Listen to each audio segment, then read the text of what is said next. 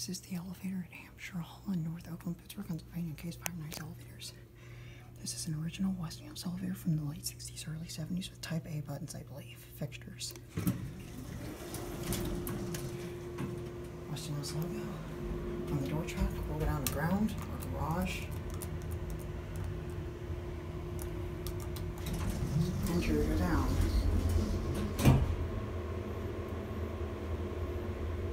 Here, G.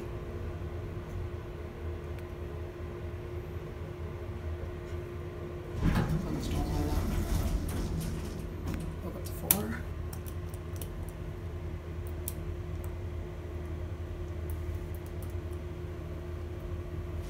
Interior go up. Doors do not close when I press the button, which I do not like. This thing's rather dark. That doesn't seem like that bad of an elevator there, despite how sketchy this building seems.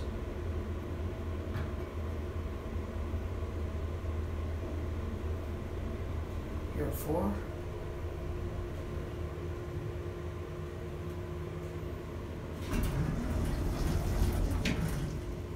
Welcome back down to 1. This elevator is not original to the building. Right next to this one is a former, now decommissioned, old 1920s, 30s Otis.